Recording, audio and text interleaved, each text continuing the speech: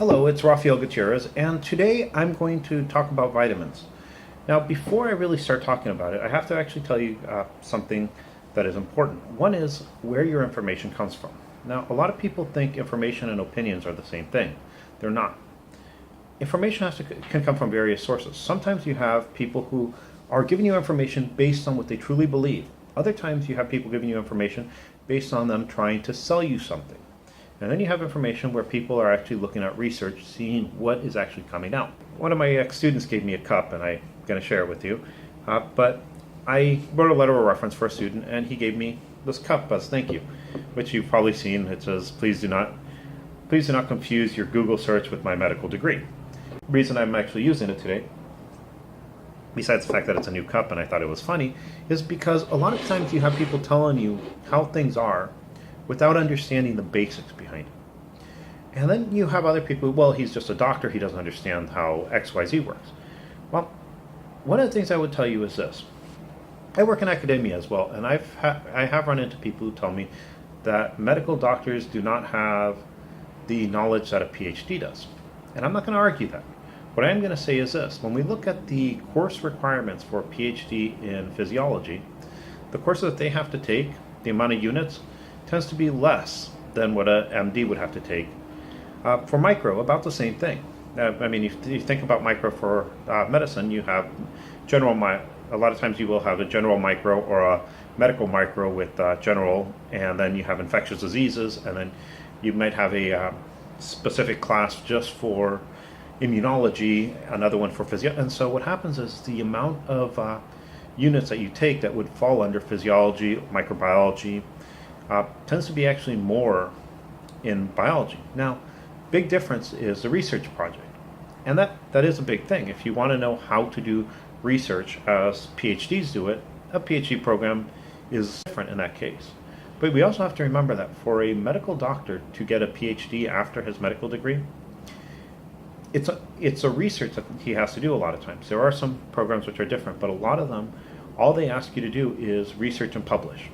Could be in anything, and then you have an MD, PhD, and so a lot of these projects are in physiology or cell biology and microbiology, a lot of the human health type classes. Yes, you can get an MD, PhD, and it can take anywhere, depending on the person and the research they do, from a year to 3 years. It's just the way it is. It's just the way it is. I'm just giving you the results that I've actually looked online, based on some of the medical schools that offer MD, PhD programs. So a lot of times when people tell you, well, an MD doesn't necessarily know this, well, look at the classes they took first. Now, with that, I will say that my view of how things work are based on what biochemists are saying, are based on what physiologists are saying. They're based on what researchers are actually coming out with. I'm not going out and checking it out all on my own. I don't have time for that. So I can, especially as there are people who are already doing that, so I just can read their journal articles and see what's going on. Now, a lot of times people will look online and it'll be like, Dr. So-and-so wrote about nutrition, and everyone assumes that this PhD is a PhD in something to do with nutrition, and a lot of times it could be a PhD in trying to find the farthest thing from nutrition, could be a PhD in mathematics. Now, I'm not saying he doesn't know mathematics. What I'm saying is someone who does mathematics isn't necessarily qualified to talk about nutrition unless they've taken X amount of classes in nutrition. A PhD doesn't tell you what the degree is in, and just because a PhD wrote something doesn't even mean that their PhD is in that field. But I'll step back. And I don't mean to make it sound like, oh, well, PhDs don't know. No, they know their field. They know their area, their specialty. They won't necessarily know a lot of different things. One of the big things I will tell you is a while back I was talking to a couple colleagues who teach microbiology. One of them had a PhD in microbiology, talking about which is more dangerous, viral and meningitis, and they were both in agreement that viral was more dangerous because, well, in bacterial you can just give antibiotics. They didn't realize that with bacterial meningitis you have pus pockets that can end up being more dangerous because of that. And so one of the things is a lot of times you have to do is you have to look at a lot of different things to see what is. And so in medicine, I did have to take nutrition. It was a small course, yes. and a lot of it was actually reintroduced in physiology and biochemistry. And so that's how I'm actually going to approach the nutrition. Now, first I'm going to talk about the 4 fat-soluble vitamins. Now, these are vitamin A, which there's 3 different forms and what's known as a proform. The proform is not quite the vitamin yet, but your body can make it into the vitamin. Second one is vitamin D. Again, vitamin D is also an interesting vitamin in that there's different forms of it, but if you have enough calories and sunlight, I live in San Diego, so I can point to my balcony and talk about the sunlight, you can make enough vitamin D, and so it acts more like a hormone in that. Then you have vitamin K, which is usually made by the normal flora of your intestines. You have a lot of bacteria growing in there that can work as a symbiont, a mutualistic symbiosis, which allows you to benefit. They make the vitamin K, you take it in, you don't have to worry about getting it. And the last one is vitamin E. So we have the 4 fat-soluble. What do vitamins mean? Depends on who you ask. Some people say it comes from vitamin. Vitae meaning life, amine meaning having a ammonia group on it. But I haven't actually found anything that specifically says what vitamin was originally meant for vitamin. Just a little thing, FY, if you're interested in looking up, you can look it up if you find it, and it's a reputable source, please post it on the comment. But vitamins technically are molecules you need in a small amount and concentration. And like I said, there's a lot of different ones. I'm going to talk about the four that are essentially fat-soluble. And I'll start with A. Now, vitamin A plays an important role on everything. One of the things it does is it actually maintains skin and the mucus areas moist and alive. If you don't have enough of this, you actually can end up having breakdown of skin. It also acts as an antioxidant in your body, which means that it can take things that are causing damage to DNA and cell membranes and break them down. So instead of having a breakdown of your genetic material, which can lead to cancer, vitamin A can actually destroy these cancer-causing things to allow you to have a healthier life. Now, it also plays an important role in bone growth and tooth, cell reproduction, which is why the mucous membrane, and gene expression, which is how you make protein. It's pretty much dependent on every part of your body, but what most people usually think of is eyes. Vitamin A is used as a main vitamin for eyes, and it usually gets reduced every time you see something, every time you're and so it's constantly being replenished. But it is fat soluble, and like I said, you do have different versions of it. And one of the other things that happens is you have the pro version. Now, most of vitamin A you can get from any meat, pretty much anything. Usually it's the organ meats are the ones that are highest quality. The problem with fat-soluble vitamin A is it can lead to a toxicity. Now, if you really want to get vitamin A from other sources, you can get the provitamin, which is called beta-carotene. Now, as far as I can tell, the only side effect of too much beta-carotene is it can end up causing discolorization of your skin. Makes it a little more orange. And so, if you take too much of this, you just pee it out, no big deal. So if you're trying to get vitamin A, you can do it through regular diet. If you're trying to get supplements, I would actually recommend considering, even though it's a lot more expensive, if you're taking supplements, take the beta-carotene version, because of the fact that the toxicity levels, as far as documentation so far, is minimal. And so that's our vitamin A. Now, when we look at vitamin D, interesting thing is there are some people who have suggested that high levels of vitamin D can cause calcification of certain organs. Now, when I actually went to PubMed and looked specifically what was happening with vitamin D, they didn't find any evidence. I couldn't find any articles which suggested evidence where that was occurring. Usually what happened is you were already calcifying for another reason. You had some pathology.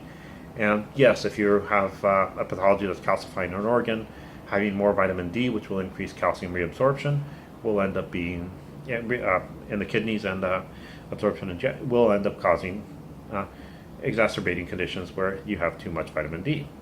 Now, you can get vitamin D anywhere. I mean, a lot of sources are dietary. For instance, you actually have a lot of dairy that has vitamin D. You have fish has a lot of vitamin D. And so you can find it in a lot of areas. You can also find it in vegetation sources, especially if you're a vegetarian. You can mushrooms are one of the things that they found that are higher in vitamin D. And so this is something that you can get through diet, you can get through supplements as well. And most things are supplemented with vitamin D. And again, remember, if you're in a sunny area, you can go outside and end up end up having your skin make your vitamin D for you. As far as I know, like I said, I haven't found the only things I found that suggested a toxicity in vitamin D was this calcification of organs, but the PubMed study said that they weren't able to find this when they did findings on mega doses of vitamin D. Vitamin D is also really interesting because it does help certain immune cells discover cancer cells. It also is a antioxidant, and so vitamin D is actually something that's really important to have in a high level for these different reasons. It is also involved in increasing bone density. Now, vitamin E is another vitamin that we haven't been able to find a true toxicity of. Again, I went to PubMed, I couldn't find anything that suggested toxicity. Nice thing about vitamin D is the sources that you can get vitamin D from pretty much are everywhere. It's anything that has vegetable oil will have vitamin D. As far as I can tell, like I said, I haven't found any article that suggested too much vitamin E causing any risk of toxicity. It is not recommended but there's no evidence that mega doses will actually cause any hazard. If you're otherwise healthy, you can take all the E you want. One study suggested that it may sometimes cause an odd smell of the skin. So that would be another one. E, and now K. Vitamin K is actually a fun vitamin because usually you don't have to worry about it because it's produced by the normal flora, the normal bacteria that's found in your intestines. And so it's something you don't have to worry about unless you're on antibiotics or you don't have enough bacteria because you were born premature. So if you're watching this video, you probably don't have to worry about it. It does become deficient if you are on anticoagulants. Warfarin, Coumadin is actually one of the big ones. And so that's one of the things that people actually usually forget. Vitamin K is one of those that you can get toxicity pretty easy. It can end up causing hypercoagulable states. It can end up causing breakdown in red blood cells. It can end up causing a lot of different problems. So that's one you want to rely on your bacteria to maintain it unless you're told by a doctor, you need vitamin K. And so those are actually the fat-soluble vitamins. But right now what you've noticed is, regardless to what type of diet you have, omnivorous or vegetarian, you can get through plant sources, through various sources. And that's actually really important. Next week, when I talk about the water-soluble vitamins, there are a couple not necessarily present in normal sources, normal vegetative sources. You do need either meat or you do need some sort of fortification with these. And most foods are fortified with vitamins, so unless you're growing your own food, you usually don't have to worry about it. Again, I'm going to mention that I do have a new book, Off the Rails. You can see the cover here. Now, like I told you earlier, sometimes you have to wonder why someone's giving you free information. The reason I give you free information is to try to convince you guys to buy one of my books and help me support myself like that. Or, no, actually, a lot of it is also me feeling that I want to continue to review everything that I've actually studied to give a better college class every time I teach. And so those are actually the real reasons why I do it. Yes, if you want to help support my channel, consider going on Amazon and buying my books. The new one is called Off the Rails by Raphael. Actually, my pen name is R.H. Gutierrez. And if you want to send me a gift, you can email me and I'll tell you how to send it. But I would like to thank all of you for watching. I know I rambled for 15 minutes. Hope you enjoy, and see you next week. I forgot to mention one thing, and that is I have this book here called The Dawn Phenomenon, which I recommend for anyone who might have recently got a diagnosis of diabetes, or someone who has a diagnosis of diabetes and is looking for something else they can do. It's a personal journey of a gentleman who they found he had diabetes. He ended up doing what he could to fix it with diet. He ended up being able to, and it's his journey. Now, there are certain things that are specific for his journey. There are things that a lot of you can use. There are things that some of us who don't have diabetes might want to use. And it is a good read if you're looking for something to supplement everything you've heard about diabetes. A lot of things he does mention is that diet, exercise, and watching what you eat tend to be some of the important things. So hopefully some of you will find it usable. Thank you. Goodbye.